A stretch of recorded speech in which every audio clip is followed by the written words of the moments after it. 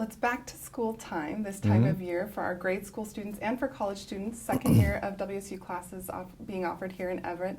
So I thought it'd be a good time for an education update. What's new and what are you looking forward to in this coming year?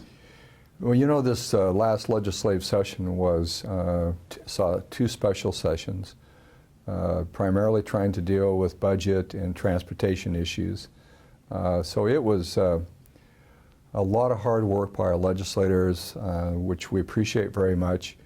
The significance for higher education out of this legislative session from a statewide perspective is a higher rate of funding for our state universities, which means that we're not seeing double-digit increases in tuition, which is always a family concern or student concern when you're making a decision about going to college.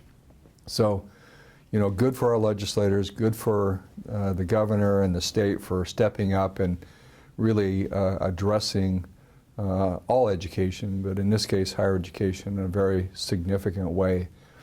There's some added benefit, however, to Everett that we worked very hard to convince legislators about. Representative Hans Dunshee was a key leader in allocating $10 million for the advancement of Washington State University in Everett. Basically, what this capital investment will do is design the first significant WSU building on the old shopping center site on North Broadway across the street from Everett Community College. So that building will be designed and engineered over the next 18 months. But it also allocated funds for additional property acquisition behind the new subway and then hopefully the trailer court that's just, what would it be, just north, sort of northeast of that location. That property will initially be used to displace parking that's lost through the construction of a building. So our work going forward will be in the 2014 session to begin to talk about the capital investment for the building, and then in the 2015 budget, go to the legislature and ask for the capital necessary to build that building.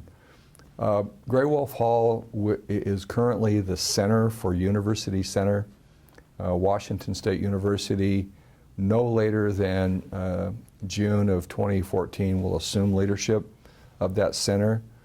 But they have projected that the student population numbers by 2017 will exceed the capacity of that building.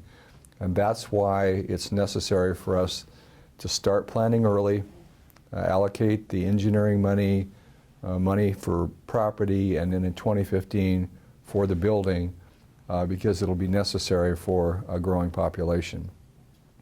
The one disappointing news, but I think just temporary in nature, is Washington State University had planned to offer 3 new degree offerings in August of this year. Because the special session went on so long, the window just closed on the planning time.